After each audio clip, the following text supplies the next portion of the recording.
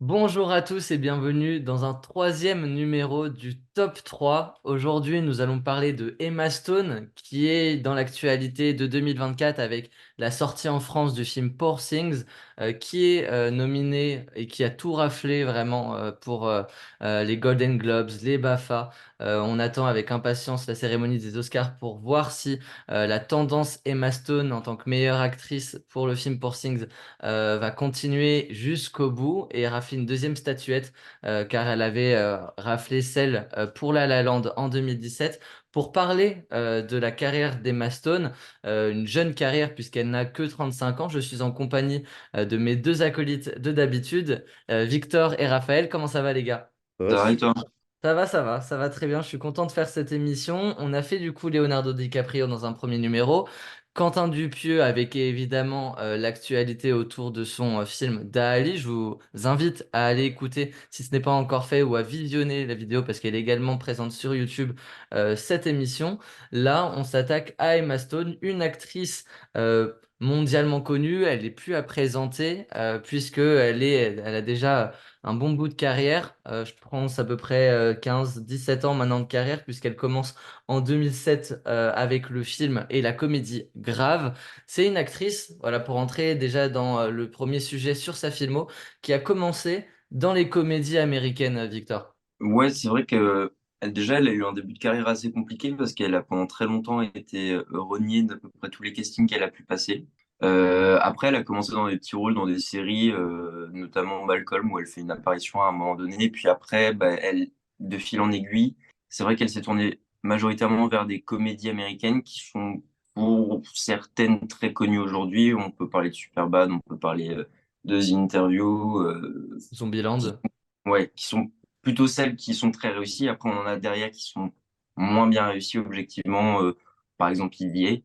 Et ce qui est intéressant, c'est que la tournure de sa carrière, on la voit de plus en plus où elle essaye quand même de s'exporter vers un cinéma un peu plus d'auteur Ouais. et de s'éloigner vraiment des gros blockbusters américains ou des grosses comédies qu'elle a pu faire par le passé. Une question que j'ai déjà posée sur les deux premiers épisodes, Raphaël, quel est le premier film, si tu as un souvenir d'Emma Stone, quel est ton premier souvenir d'Emma Stone, toi?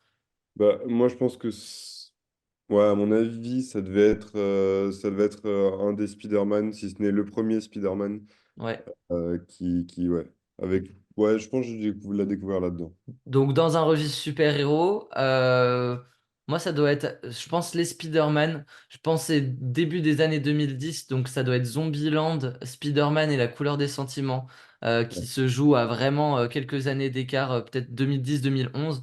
Et dans cette période-là, ouais, il y a cette actrice-là qui pop. Un coup rousse et bouclée, un coup blonde dans Amazing Spider-Man, un coup en mode badass dans Zombieland.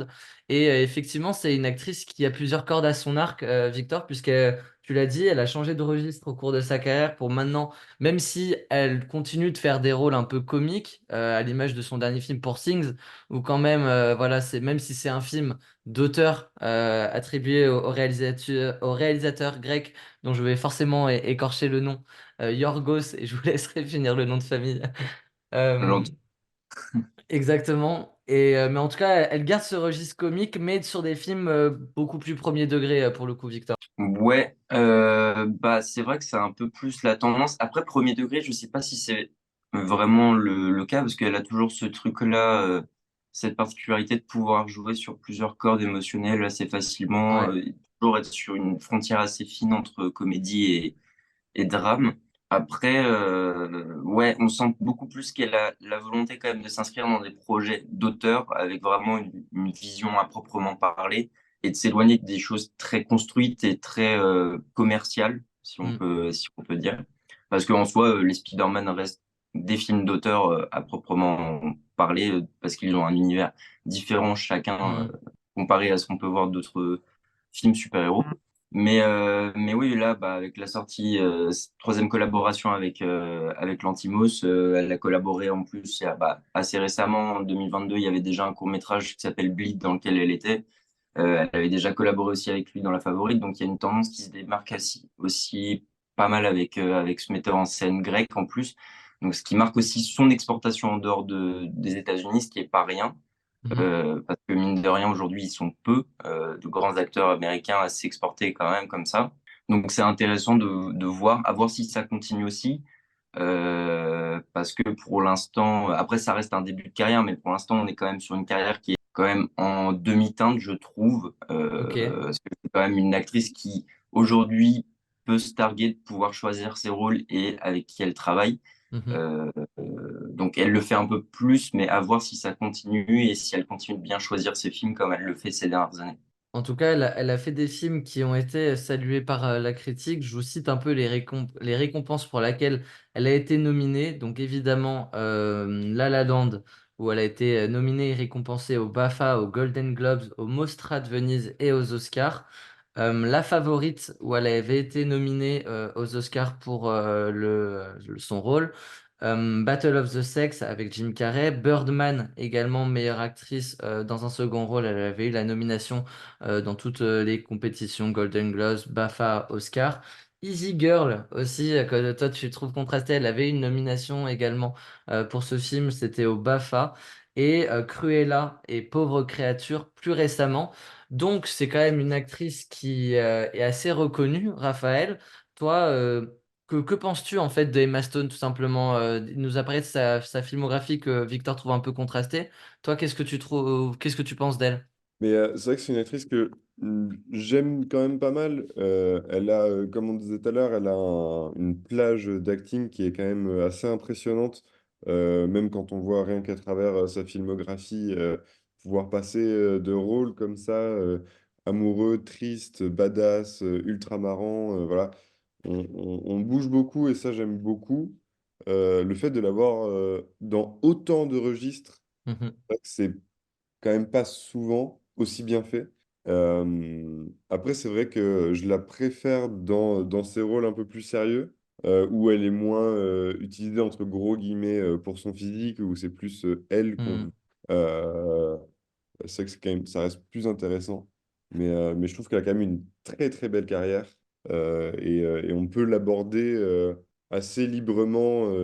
Si on veut découvrir Emma Stone, je trouve ça assez cool d'avoir ces possibilités-là de découvrir à travers tout ce qu'elle a pu créer ou faire dans tous ces genres-là. On va en parler à présent de ces films. On va basculer dans la deuxième partie. C'est le premier round. Donc, chacun notre tour, on va exprimer nos 5 films préférés de Emma Stone. Et après, on va développer dans un premier temps ceux qui n'ont qu'une nomination par voilà, notre trio je sais pas comment on peut s'appeler, mais nos nominations, les nominations La Bulle Cinéma. Voilà, ça vaut peut-être pas les BAFTA ni les Oscars, mais ce seront celle d'aujourd'hui. Et puis après, on basculera dans le top 3 avec tous ceux qui ont été nominés au moins 2 fois pour essayer de faire du coup un top 3 de la filmographie d'Emma Stone. Raphaël, je te laisse commencer avec tes 5 films préférés d'Emma Stone. Alors, c'était pas facile non plus, euh, parce que ben voilà, elle a fait quand même beaucoup de choses et c'est tellement différent les uns des autres que le choix est quand même très complexe. Mais je pense que je mettrai La couleur des sentiments, parce que c'est un film qui est magnifique et qui, même moi, enfin, je l'avais vu assez jeune avec mes parents et même à cet âge-là, j'avais surkiffé. Il est puissant ce film. Forcément, à la place d'un seul film, mais bien sûr, ils y sont tous, mais les Spider-Man. Mhm. La La Land, bien sûr. Ouais, Cruella, que j'ai vraiment aimé, pour le coup. ok. Et je trouve qu'elle a un bon rôle dedans aussi par rapport à ce qu'on disait sur sa plage d'acting. C'est quand même intéressant de la voir badass comme ça, mais un peu fourbe, qui n'a pas une vie facile, tout ça. Enfin, c'est quand même cool. Et les costumes sont sublimes. Mhm. Donc sur Emma Stone, sur une aussi belle actrice, c'est cool de voir ce type de costume, comme dans mon dernier choix, Poor Things, qui, Pour ça. pareil, elle a enfin, elle a un rôle qui est sublime, qui est merveilleusement bien écrit, et en plus, il y a tout qui suit derrière avec les Mhm. costumes et les décors et son cast, le cast qui la supporte aussi. Ouais, avec Willem Dafoe et Mark Ruffalo notamment. Donc la Ouais. couleur des sentiments, Spider-Man, donc les Amazing Spider-Man, La La Ouais. Land, Cruella et Poor Things pour Raph. Victor, quels sont tes 5 films préférés d'Emma Stone? Alors moi j'ai eu un peu de mal parce que j'ai du mal à dissocier la prestation d'un acteur avec ce qu'un film renvoie dans sa Ouais. globalité. Il y en a trois qui se démarquent pour moi parce que c'est au-delà de la performance très bonne d'Emma Stone, c'est des très bons films en général, même si j'émets des réserves par exemple sur La La Land, que je Mhm. trouve quand même très bon. La favorite de Lantimos, L'homme irrationnel de Woody Allen aussi, Ouais. le Birdman d'Inarritu, même si je suis pas très très fan de ce qu'il peut faire, et Superbad. Ah, Victor, on va être à peu près sur la même longueur d'onde. La La Land, L'homme irrationnel, Birdman, pardon, il me manque le deuxième que tu as dit, La Superbad favorite. et la favorite. Ok. Et la favorite. Punaise, j'avais complètement oublié de L'homme irrationnel, alors que c'est un film que j'ai adoré. Et là, tu vois, j'avais genre, j'hésitais entre deux, mais voilà, ça va être il va prendre cette place-là, je suis persuadé. Donc moi, ça va être La La Land, Crazy Stupid Love, La couleur des sentiments, Poor Things et L'homme irrationnel. Donc du coup, on se retrouve, je fais mes petits calculs, avec L'homme irrationnel qui est cité à 2 reprises, La La Land qui est cité à 3 reprises, euh, La couleur des sentiments qui est cité à 2 reprises, Poor Things qui est cité également à 2 reprises, da da da da da, je regarde, Superbad, et ce sera tout. Donc on a L'homme irrationnel, on se le garde pour après, Poor Things, La La Land, La couleur des sentiments également, et du coup on en a quelques-uns dont il faut parler. On va commencer avec toi, Victor. Allez, avec Birdman. Moi, j'ai hésité à le mettre. Je pense que c'était le sixième. Pourquoi Birdman est un bon film où Emma Stone, qui avait été récompensée pour son second rôle, aussi réalise une bonne performance. C'est un film marquant, en tout cas, de la filmo de, d'Emma Stone. Ouais, c'est marquant parce que c'est un film qui a fait beaucoup de bruit à sa sortie, qui a quand même plutôt bien marché, était bien Mhm. reçu encore aujourd'hui, même pour un public cinéphile et un public assez large. Donc c'est étonnant pour un film d'auteur comme ça qui mêle surnaturel, réel, tout ça. Et puis comme tu le dis, c'est un rôle secondaire pour lequel elle a été reconnue. Et moi, c'est ce que j'aime aussi dans la carrière d'Emma Stone, c'est qu'elle excelle aussi beaucoup dans les seconds rôles. Et généralement, elle est aussi très bonne dans ces moments-là. C'est pas un peu le même principe pour l'homme irrationnel. Mais pour Birdman, moi, je l'ai mis dans le top 5 parce que naturellement, je trouve il met pas mal en valeur la nouvelle tendance qu'elle essaye de prendre avec sa carrière. Mhm. Après le film, moi j'aimais quelques réserves dessus. J'aime pas trop le cinéma d'Inarritu. C'était un peu le même principe pour DiCaprio et The Revenant. Ouais. Parce que c'est un film qui est tellement construit que c'est un peu, au bout d'un moment, on s'y perd et je trouve que ça bourre un peu le crâne. Mais ça me paraissait quand même normal de le mettre parce que c'est un film qui traite de quelque chose d'important, qui a vraiment une vision qui est intéressante quand même, Mm. avec ce qui se passe dans la tête de l'acteur, ce que ça évoque, la peur de l'oubli, la peur d'un artiste qui n'arrive plus à créer, tout ce genre Mhm. de choses qui sont intéressantes. Et puis le rôle d'Emma Stone qui, même dans un rôle secondaire qui est pas forcément vraiment très très important à l'échelle Non, de du Michael film, Keaton. voilà, c'est ça, arrive quand même à en faire quelque chose de central et à faire en sorte qu'on la cite quand même indéniablement lorsqu'on parle de Birdman. Et ça, je trouve ça intéressant, le fait que, parce que c'est assez rare qu'on ait des acteurs comme ça qui, dans des seconds rôles, arrivent à exceller à tel point qu'on puisse en parler au-delà du personnage principal et par exemple la prestation de Keaton qui occupe tellement la place dans le film. Je trouve que c'est vraiment un bon point qu'Emma Stone a quand même réussi à trouver sa place. Ouais, moi je te rejoins sur ce film qui était pas très loin moi dans ma hiérarchie des films d'Emma Stone. Alors moi pour le coup, c'est vrai que c'est vraiment un film qui m'a plus marqué que le rôle d'Emma Stone dedans. C'est pour ça que je le mets pas tout en haut de la filmo de Emma Stone parce que comme tu dis, elle est même si elle a été récompensée, elle a vraiment un rôle quasi anecdotique. En tout cas, c'est pas un rôle qui est très important. Mais moi, c'est un film qui m'a vraiment marqué parce que je crois que quand je le regarde, il est sorti depuis un an, quelque chose comme ça. Je le regarde assez vite après sa sortie mais je suis encore un peu novice dans mon expérience du cinéma et je crois que c'est le premier vraiment film en plan séquence que je vois de ma vie et je le trouve ça extrêmement captivant de suivre en fait cette unique scène et le gars qui se balade derrière les backstage, etc. avec ses remords, avec ses doutes, etc. Et je trouve vraiment le film assez brillant.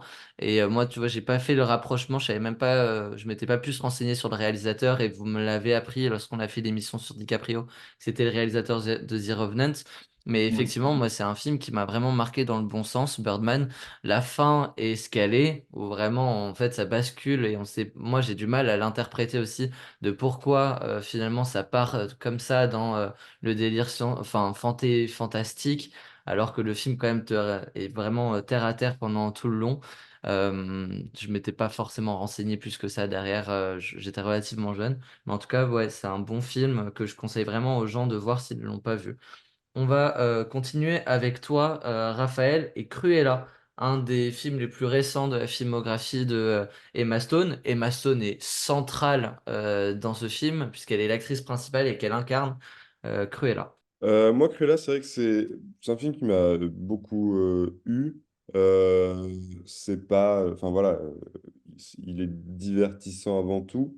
Euh, c'est pas une de ses performances les plus impressionnantes au niveau du scénario parce que c'est pas un personnage qui est ultra profond non plus.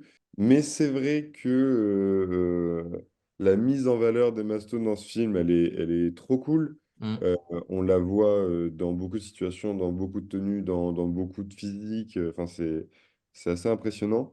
Et, euh, et même, je trouve que cette sorte de double personnalité qu'elle est menée à jouer à travers le film est quand même ultra intéressante de la voir toute réservée quand elle est avec la créatrice, un mm, peu toutou, quoi, à être prête et voilà, tout en cachant ultra bien son jeu pour derrière euh, faire ce personnage de Cruella qui est ultra badass, qui arrive en trombe, avec à chaque fois des entrées en scène plus que spectaculaires. Je trouve que le film est quand même bien produit. mm.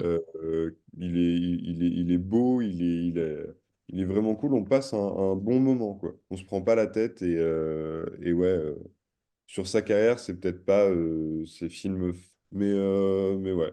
Moi, Ça dans fera mon... partie des belles interprétations d'Emma Stone. Moi, je suis Ouais, d'accord avec toi. C'est que quand on pense au meilleur film d'Emma Stone, Cruella est peut-être pas celui qui vient tant il y a vraiment de grands films dans lesquels joue Emma Stone, mais dans les ouais, belles et grandes performances d'Emma Stone, je trouve que Emma Stone porte un film qui était, moi, je trouve assez bien travaillé. Pour le coup, il y a des spin-offs de Disney qui n'ont pas eu ce scénario-là, cette mise en scène-là. Je trouve qu'il y a un vrai travail avant d'y ajouter Emma Stone. Et puis Emma Stone va juste porter le film pour en faire un film qui est, moi je le trouve aussi très agréable.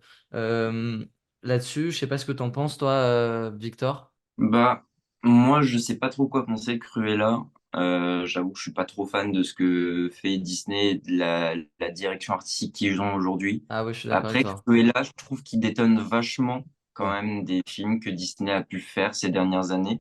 Et j'ai l'impression que Emma Stone, en acceptant ce rôle, a quand même réussi à prendre pas mal de monde à contre-pied Mhm. et à arriver à un endroit où on l'attendait pas forcément ou Ouais. plus. Et je pense que c'était un bon moyen pour elle aussi de se surpasser parce que incarner un des grands méchants de Disney, c'est jamais simple parce que faire Mhm. mieux que les dessins animés, c'est quasiment impossible. Ça se confirme à travers tous les live action que Disney peut faire. Mais là, je pense que en plus, c'est un personnage qui est très complexe. Donc, je pense que c'est un défi aussi pour elle en tant que comédienne de réussir à cerner ce personnage-là, à jouer sur cette palette d'émotions. Je pense que c'était ouais, plus un défi pour elle que profondément une envie de collaborer avec Disney. Ouais. Et le film a étonnamment, oui, plutôt très bien marché quand même, Ouais, c'est vrai. avec, bah, comme disait Raphaël, une très bonne production. Il y a des costumes hallucinants, il y a des séquences qui sont quand même assez bluffantes pour un film Disney qui généralement est quand même assez formaliste et qui prend pas trop de risques. Mhm. Donc non, c'est un film intéressant et je comprends qu'on puisse totalement le citer dans un top 5. on va avancer avec Crazy Stupid Love, dont je vais m'emparer, parce que moi, c'est mon petit coup de cœur. Je l'ai découvert seulement cette année, l'année dernière, je crois, en fin d'année dernière. Et vraiment, c'est un film qui m'a agréablement surpris.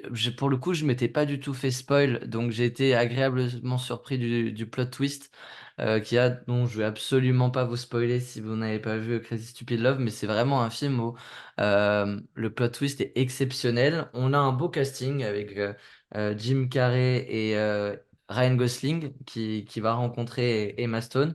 Et c'est vraiment une comédie très bien écrite avec des acteurs qui jouent tous bien. C'est good feeling. J'ai pas grand-chose à dire de plus, à part que moi, c'est un de mes films préférés de la filmo de Emma Stone. Emma Stone est une actrice de second rôle là-dedans, mais elle est centrale, c'est l'élément central en fait du film, on va vite s'en apercevoir.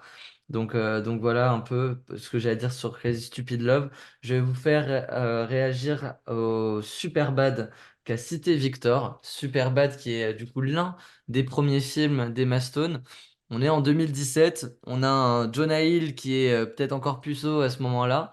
Ils produisent, enfin en tout cas le film est devenu très très culte aux États-Unis. Toi, il est mentionnable dans ce top 5 pour toi, Victor. Ouais, parce que c'est un film que j'avais découvert, je pense, dans mon adolescence, un peu par hasard, et qui m'avait franchement bien fait marrer parce que je suis pas trop fan de comédie en fait en général, mais pour le coup, Superbad, c'est quand même, euh, ça fonctionne super bien quoi. Le trio est complètement débile, Jonah Hill Ouais, est fou. Euh, je pense honnêtement, même s'il était très jeune, c'est peut-être un des rôles dans lequel je le préfère. ouais, moi aussi. Euh, Même les autres, Michael Cera, Christopher Mintz-Plasse, Mm. ils ont vraiment une gueule qui correspond à l'entièreté du film. Enfin, il y a des gags fous. Enfin, je veux dire, la carte d'identité avec le mec qui s'appelle McLovin. Enfin, ça n'a aucun Ouais, sens. c'est très drôle. Enfin, moi, c'est vraiment un film que je trouve génial. Et encore une fois, Emma Stone a un rôle secondaire, mais ça fonctionne bien, quoi. Et pour moi, c'est peut-être dans toutes les comédies dans lesquelles elle a pu travailler, c'est peut-être celle qui est la plus réussie Mm. dans son entièreté, parce que on a réussi avec un simple film de comédie de base à faire réellement un film culte aujourd'hui qui a réussi à s'exporter, en tout cas en Europe. Je sais pas si on peut dire dans le monde entier, mais qui aujourd'hui, même chez nous, on en parle beaucoup, c'est un film à voir, machin. Donc, pour moi, c'est vraiment une belle réussite totale dans la généralité du cast, dans le film en Mm. lui-même. Donc voilà. Très bien. Et on va continuer avec Amazing Spider-Man que Raph a cité, on en a parlé un peu en off. Donc Victor, je te demanderai également ton avis sur ces deux films. Mais toi, voilà, c'est dans ton top 5, c'est ta porte d'entrée avec Emma Stone. Et pourquoi tu les mentionnes dans tes films préférés d'Emma Stone? Pour moi, c'est pas les meilleurs Spider-Man non plus. Comme on en discutait en off. Mais voilà, c'est un peu ma porte d'entrée avec tout, autant avec Emma Stone que avec les Spider-Man en général, qu'avec Andrew Garfield. C'est vrai que ça m'a fait une belle intro. Et puis j'étais très jeune, donc c'est plus un placement de cœur, je pense. Mhm, Euh, mais voilà, il y a des scènes magnifiques. Quand elle tombe du clocher, enfin, il y a quand même des jolies choses. Et elle a pas, voilà, elle a pas le meilleur rôle. Elle joue la petite copine du super-héros. C'est des rôles qu'on voit partout, qui sont toujours faits par de très belles actrices, tout ça. mhm. Euh, voilà, moi, voilà, les Spider-Man, j'ai pas forcément grand-chose à dire. C'est des bons films. C'est à l'époque où ça allait encore un peu, où on essayait de faire des trucs sympas avec les super-héros. Donc, une époque un peu révolue. Mais, mais voilà. C'est Et- c'est deux films qui ont vraiment été lynchés après ceux de Sam Raimi et avant ceux de Tom Holland. Et on est tous les trois un peu d'accord, Victor, sur le fait que c'est loin d'être les plus mauvais Spider-Man, voire on trouve qu'Andrew Garfield et même ces deux œuvres dans lesquelles joue Emma Stone sont plutôt même des films assez sympathiques. Hum, Moi, je suis assez d'accord avec ça. Moi, je trouve que les Amazing Spider-Man devraient être réhabilités. Ça le confirme aujourd'hui avec ce qu'on voit, avec ce qui se passe avec Tom Holland, cette infâme pitance qu'on nous sert chaque année. Mais non, les Amazing Spider-Man, vraiment des très bons films. Enfin, on a quand même des méchants qui sont bien incarnés. Enfin, dans le deuxième Amazing Spider-Man, c'est quand même Jamie Foxx. Enfin, c'est pas n'importe qui. En plus de ça, après, je sais pas si on peut dire qu'Andrew Garfield est un meilleur Spider-Man que Tobey Maguire. Ça restera Non. toujours, je pense, un débat interminable. Mais moi, ce que je peux dire, c'est que le duo Stone-Garfield, Il j'y marche. crois plus que le duo Maguire-Dunst. Ouais, Après, ça reste vraiment juste mon avis. c'est. Objectivement, ceux de Sam Raimi ont quelque chose en plus. Mhm. Mais le Amazing Spider-Man reste quand même très bon parce que, comme dit Raph, on a essayé d'en faire quelque chose. Il y a un truc qui relève de on ne fait pas du fan service, c'est-à-dire qu'on écrit un scénario, on va jusqu'au bout et c'est pas vous faire plaisir, notamment la scène du clocher, sans forcément spoiler, même si je pense que énormément de monde les ont vus, mais Ouais, ouais. voilà.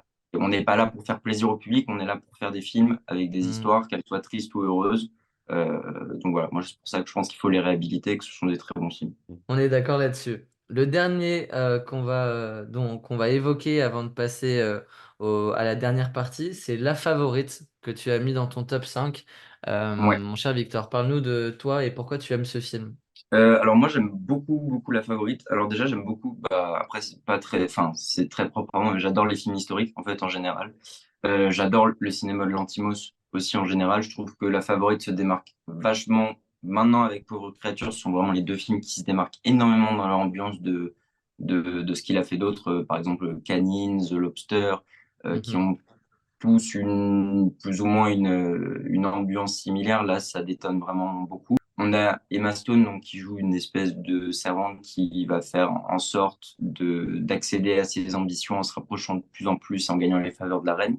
mhm, Moi, c'est un film qui me parle totalement. C'est vraiment du cinéma d'auteur. C'est un terme assez vague, mais qui, en gros, signifie tout simplement que c'est un film qui raconte une histoire sincère et qui n'est pas là pour faire plaisir, qui est là vraiment pour explorer un peu le cercle aristocratique anglais du 18e, ce genre de choses. Et pour le coup, c'est vraiment très bien réussi. Et Emma Stone incarne parfaitement ce rôle-là. Moi, je suis content de la voir dans un film historique. Je trouve qu'elle sort vraiment de sa zone de confort. Je trouve que c'est vraiment réussi. Et puis au-delà de ça, il y a des choses techniques, mais moi, j'adore les visuels du film, les costumes, les lieux. Enfin, pour moi, c'est un ensemble de choses qui font de La Favorite peut-être un de ses meilleurs films, voire peut-être en tout cas celui que j'aime le plus. ok. Et Et voilà. Ok, je finis comme voilà. ça. Et malheureusement, il ne sera pas du coup dans la conversation pour le top 3. Je suis désolé pour toi, Victor, puisque il nous reste quatre films qui ont été cités au moins à deux reprises. L'homme irrationnel, Poor Things, La La Land et La couleur des sentiments. On est sur le réalisateur grec. On va rester sur le réalisateur grec avec toi, Raphaël. Et son dernier film, sorti en 2024, c'est aussi pour ça qu'on s'attaque maintenant à Emma Stone. C'est Poor Things qu'on est allé voir au cinéma. Qu'est-ce que tu en as pensé? Est-ce que pour toi, si je te mets un peu on the spot, est-ce que c'est le plus grand rôle d'Emma Stone, sans parler du meilleur film de sa filmo, mais son plus grand rôle, parce qu'elle est vraiment exceptionnelle. Ben, oui. Alors, je vais nuancer un peu plus parce que voilà, oui, pour pas mal d'éléments. Bon, déjà, l'écriture de Yorgos Lanthimos est quand même phénoménale et il nous l'a prouvé à pas mal de reprises.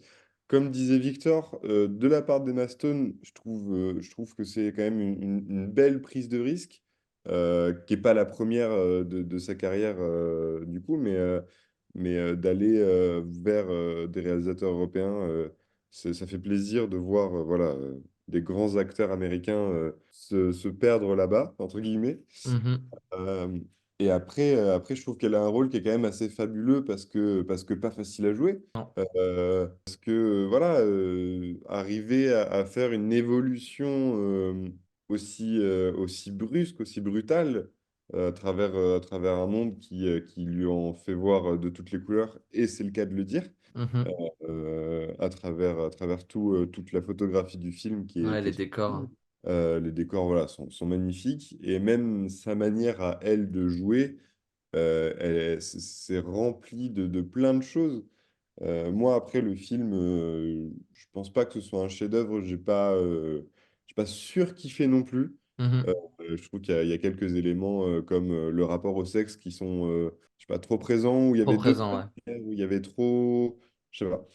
Mais au-delà de ça, la performance d'Emma Stone, ouais, elle m'a pour le coup scotché. Et le fait d'arriver à rester dans son personnage qu'on découvre au début du film, mais que même à l'intérieur de ce personnage-là, dans les sous-couches, on Mhm. arrive à quand même capter une évolution qui Mhm. reste fidèle à enfin, ouais, c'est un entremêlage d'émotions et de façons de jouer que je trouve quand même vachement intéressant. Victor, tu l'as vu toi ou pas le film? Ouais, Ouais. ouais, mais moi j'ai mis un peu plus de réserve. Euh, Sur son rôle? pas- Non, non, non, pas sur son rôle, parce que bah, pour le coup, elle est vraiment très bonne. Après, moi j'ai mis plus de réserve parce que le film est quand même très récent. Et du coup, je pars plus du principe de laissons le temps de faire les choses Ouais. et laissons voir s'il confirme sa prestation. Ouais. Un peu à l'image d'un La La Land au final Mhm. où dès le départ, tout le monde a complètement adulé sa prestation. C'est resté dans le temps, mais Ah, c'est resté dans le temps, ouais. comme ça aurait pu s'écrouler aussi. C'est pour ça que pour Pauvre Créature, j'y vais un peu plus à tâtons. Après, pour ce qui est de la surprésence de la sexualité, moi, ça me dérange pas. Je sais que c'est une chose qui est quand même chère à Lantimos dans la plupart de ses films, d'explorer la sexualité de ses personnages Mhm. et leur rapport en fonction de ça. Après, on a longtemps parlé aussi du fait que ce soit comme une revisite de Frankenstein version féministe. Oui. Oui, non, je sais pas trop ce qu'on peut dire là-dessus. Je suis pas persuadé que ce soit un film profondément féministe. Je pense pas que ce soit la volonté du metteur en scène. Non. Après, moi, ce que je trouve intéressant aussi, c'est que bah, là, on sent vraiment que Lantimos il prend un autre tournant dans sa carrière. C'est que, enfin, là, il a carte blanche en fait. Enfin, c'est Ouais. film qui est dithyrambique dans tout. En fait, c'est l'opulence, l'opulence, l'opulence. Et avec des décors, des costumes hallucinants, un casting hallucinant. Mhm. Donc ouais, là, je trouve que c'est un film qui fait prendre une autre dimension et à Emma Stone et à Ouais. son metteur. Je suis complètement d'accord avec toi. Il y a une énorme rupture avec La Favorite, je trouve, chez Yorgos Lanthimos. Pour Things, moi, pour un peu compléter ce que vous dites, c'est un rôle pour lequel Emma Stone s'est vraiment challengée. Avant ce film-là, elle s'était toujours jurée de jamais faire de scènes de nu. Début de scènes de sexe, il y en a dans quelques films, mais jamais on a vu. Emma Stone, bah voilà, comme on la voit dans Poor Things, et en fait, elle a accepté de changer ce pourquoi elle avait toujours dit c'est niette, ce sera jamais, je ferai jamais ça, pour l'écriture de ce personnage, pour l'évolution qu'a ce personnage, parce que oui, il y a énormément de scènes de sexe. Mais elles servent le propos et l'évolution du personnage. Donc là-dessus, pour moi, elles sont pas non plus. Il y en a peut-être un peu beaucoup. Je te rejoins, Raph. Mais pour moi, elles sont loin d'être dénuées de sens. Et je trouve que oui, ce rôle-là, pour moi, il accompagne parfaitement celui pour La La Land. Et c'est un rôle aux Oscars. Et je suis content aussi de voir bah voilà, des nominations dans les catégories de meilleure actrice, où c'est pas forcément des biopics. Et là, vraiment, on a un rôle écrit de toutes pièces par Lorgos Lanthimos, où Emma Stone a porté, a vraiment interprété magnifiquement ce personnage de Bella. Et je trouve que tout ce qui est en train d'arriver cette année à Emma Stone est vraiment mérité. Pour le coup, si jamais voilà, c'est Golden Globe, c'est BAFTA, c'est les nominations. Et là, on va voir aux Oscars dans quelques semaines ce que ça va donner. Mais pour moi, elle l'a pas volé et loin de là. Donc voilà. On continue avec La couleur des sentiments. Voilà, un film dont tu nous as un petit peu parlé en intro, Raphaël. Mais globalement, pour vous deux, quel est l'atout de ce film? Moi, c'est vraiment mon premier grand souvenir d'Emma Stone. Et quand j'ai fait ce top 5, j'ai eu vraiment du mal à le sortir, La couleur des sentiments, parce que je trouve que c'est un film qui est important dans la filmographie de Emma Stone. Ben, c'est vrai que, comme je disais déjà, c'est un film que j'ai vu assez jeune, mais qui déjà à l'époque m'avait eu. Hmm. C'est un film qui est puissant, qui raconte des jolies choses et qui les raconte bien avec un bon humour, avec tout ce qui... même dans la filmographie d'Emma Stone, je le trouve quand même assez singulier, Mhm. même dans son rôle à elle, où je trouve que on la reconnaîtrait presque pas.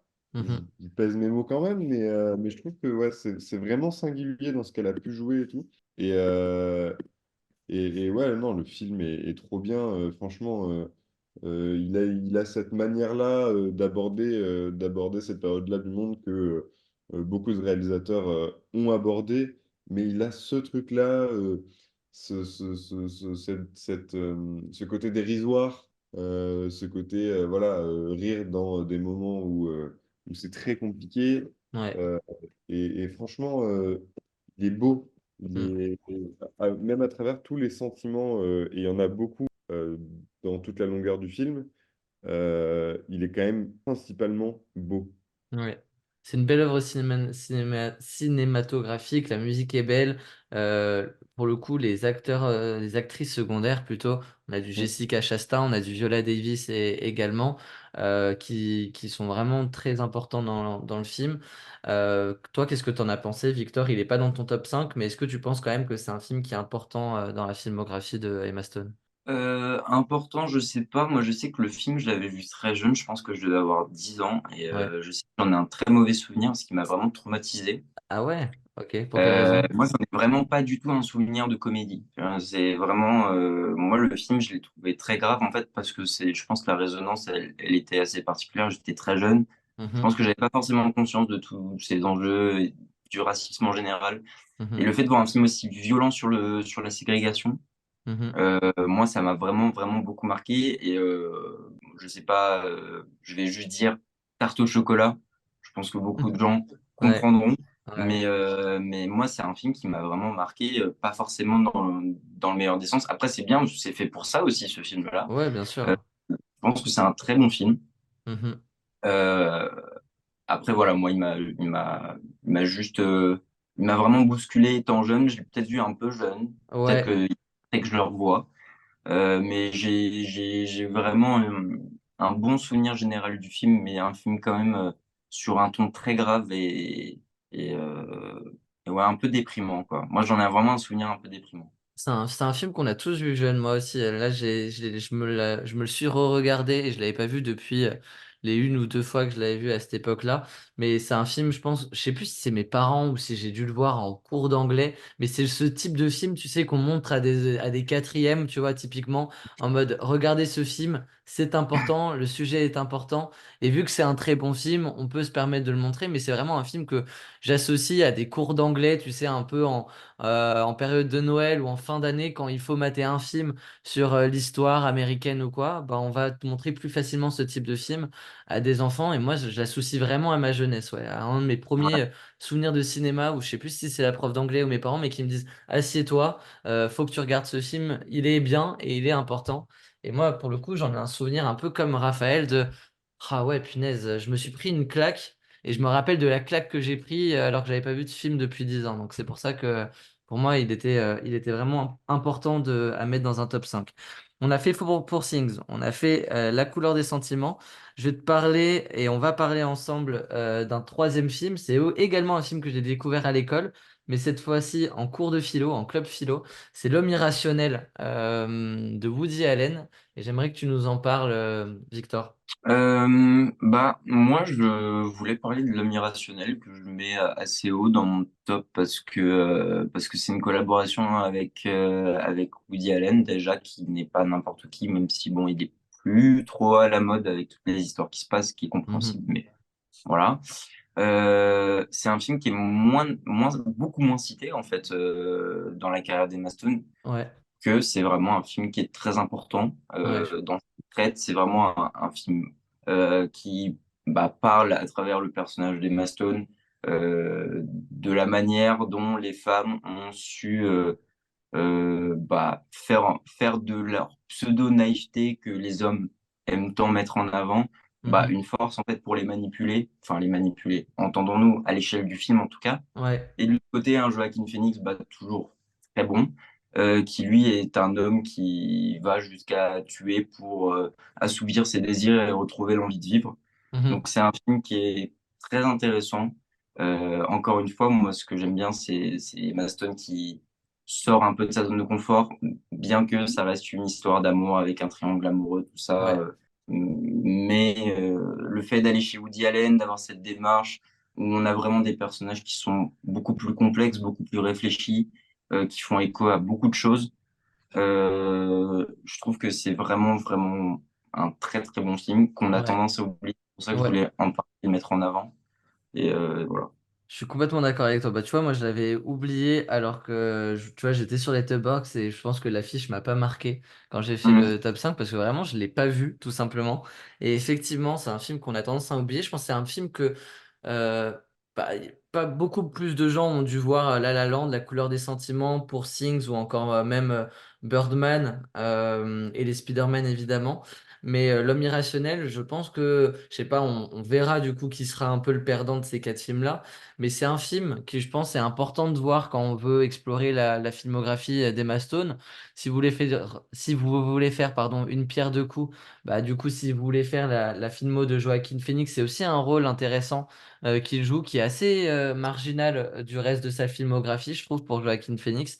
Donc, ouais, cliquez vraiment sur ce film de Woody Allen. En plus, voilà, moi je me rappelle plus trop du film parce que je l'avais vu il y a quelques années maintenant. Mais pour le coup, vraiment un beau souvenir de cette séance-là, suivi un peu du débat philosophique autour de ce personnage de Joaquin Phoenix. Donc, ouais, vraiment bon film, un peu sous-coté, je trouve aussi. On va Mm. finir avant de se mettre d'accord sur La La Land. La La Land, qui est le film qui a fait exploser Emma Stone avec toutes ces récompenses qu'on a citées en début d'émission. C'est le film qui a fait exploser aussi un réalisateur qui est Damien Chazelle, même s'il y avait eu un film génial avant qui est Whiplash. Mais c'est vraiment le film où Damien Chazelle, je crois, devient le réalisateur le plus jeune à être récompensé par l'Académie des Oscars, je crois. Et c'est un bijou, à mon sens. Moi, c'est un de mes films préférés, en tout cas, euh, qui est La La Land. Je trouve que le duo Ryan Gosling et Emma Stone, dont on a parlé un peu avec Crazy Stupid Love, un autre film dont on n'a pas parlé dans cette émission, c'est Non, c'est Gangs of New York, comment ça s'appelle le film? Donc ça soit. Ah ouais, Gangster Squad, par contre. Gangs of New York, c'est DiCaprio et c'est dans un autre registre. Gangster Squad, dans lequel on voit également Emma Stone et Ryan Gosling. C'est la troisième collaboration entre les deux acteurs. C'est, moi, je trouve, l'un des plus beaux duos amoureux que j'ai vus au cinéma. Et je trouve que c'est porté par une mise en scène, et une réalisation et une musique de Damien Chazelle qui fait que, et pour Emma Stone, et pour Damien Chazelle et pour le film, moi, c'est mon bijou de la filmographie d'Emma Stone. Je suis pas très original. On l'a pas vraiment tous été, vu que c'est le seul film qui est nominé à trois reprises. Mais dites-nous un peu, vous, quels sont vos sentiments par rapport à ce film. On va commencer avec toi, Raph. Ben, en vrai, c'est des sentiments assez similaires. Je trouve que ce couple-là, comme on l'avait vu dans Crazy Stupid Love, il fonctionne bien. Mm, Et je trouve qu'on reprend même cette manière d'aimer de Crazy Stupid Love avec voilà, une Emma Stone un peu plus distante qui se laisse tenter et qui, voilà. mm, Et dans La La Land, c'est magnifique, quoi. Je suis d'accord. La réalisation de Damien Chazelle qui incorpore autant la musique dans ses films et le jazz, mhm, euh, qui est un genre qui est ultra cool cinématographiquement parlant, ça marche, quoi. C'est puissant. C'est une réalisation qui a secoué un peu parce que, voilà, introduire, entre gros guillemets, des mouvements aussi violents, aussi puissants, mm, que ce soit à la caméra ou quoi, ou même en termes de lumière, en termes de quelque chose. C'est un film que je trouve globalement très assumé.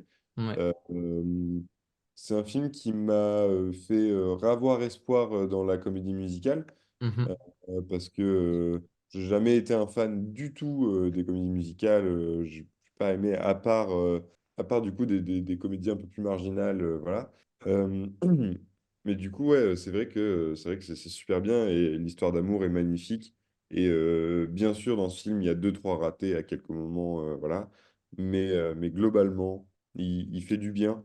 mhm. Ça, ouais, je trouve que globalement, il fait du bien. C'est agréable.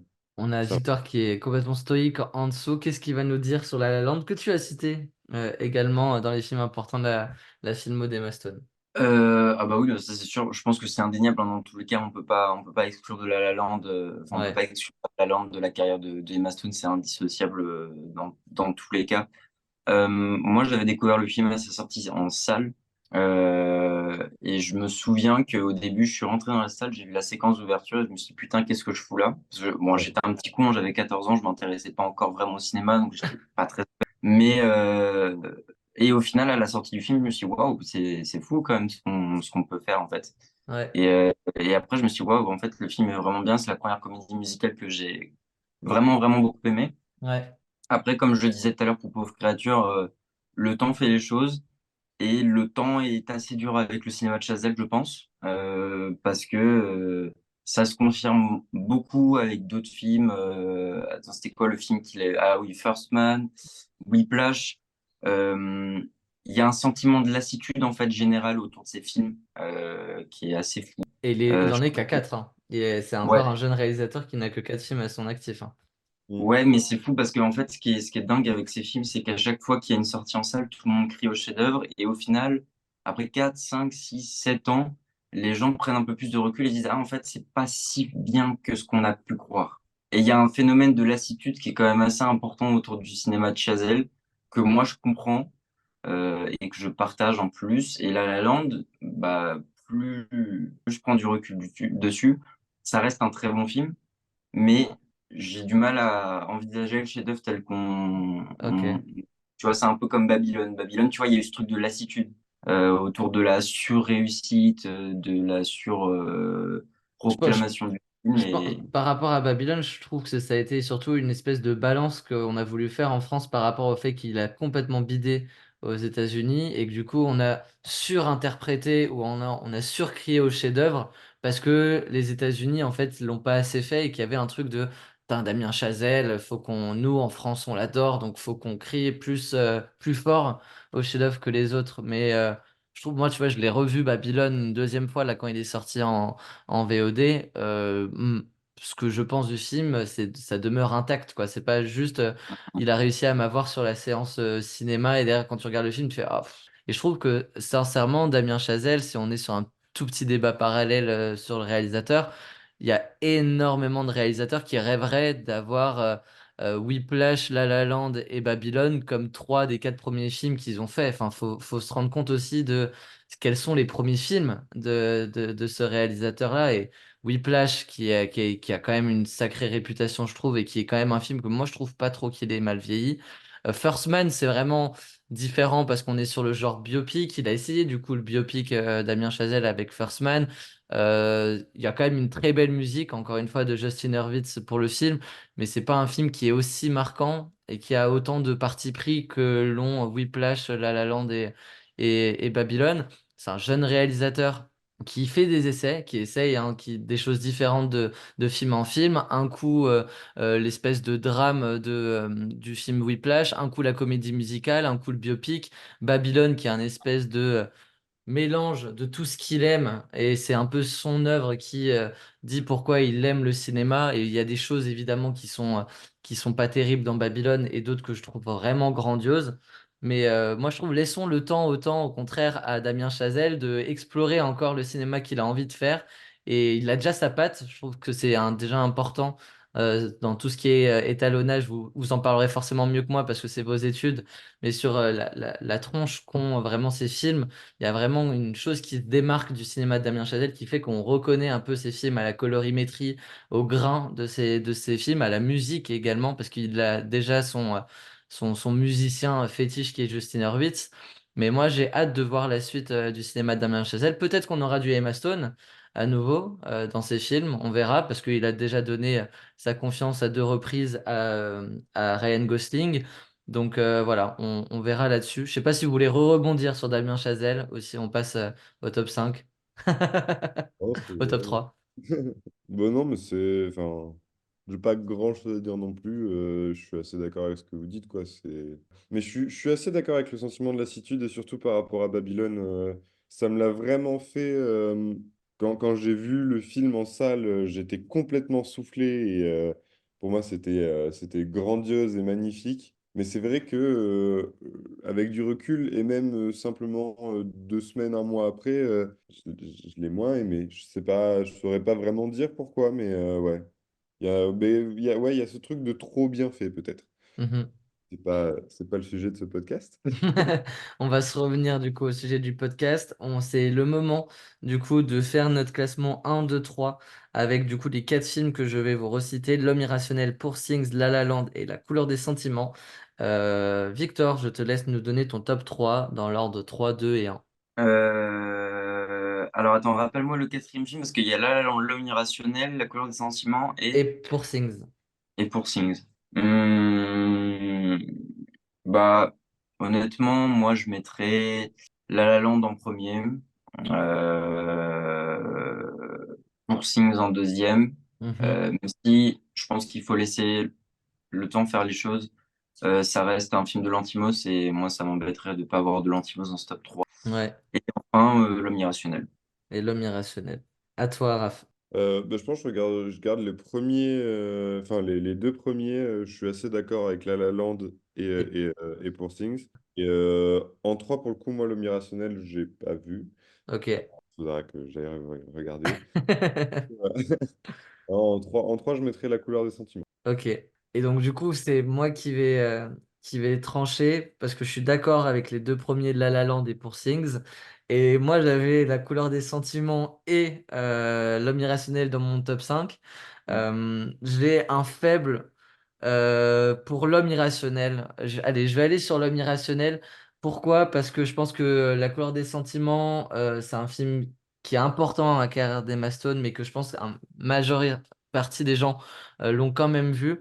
Alors que L'homme irrationnel, j'ai envie d'accentuer le fait que dans un top 3 d'Emma Stone, c'est un des films qu'il faut voir pour voir un peu la palette aussi de films, de réalisateurs avec qui elle a tourné. Woody Allen, ça reste malgré tout un incontournable du cinéma américain. Donc voilà, du coup, moi je vais partir sur L'homme irrationnel. Donc le top 3 est le suivant, L'homme irrationnel en 3 pour Things, qui est encore en salle en 2 et La La Land en 1. C'est là-dessus qu'on va finir cette émission, ce podcast. Merci à tous les deux voilà, pour vos anecdotes, pour avoir partagé et parlé de tous ces grands films. On se retrouve la semaine prochaine pour un nouveau numéro. En attendant, prenez soin de vous. Ciao!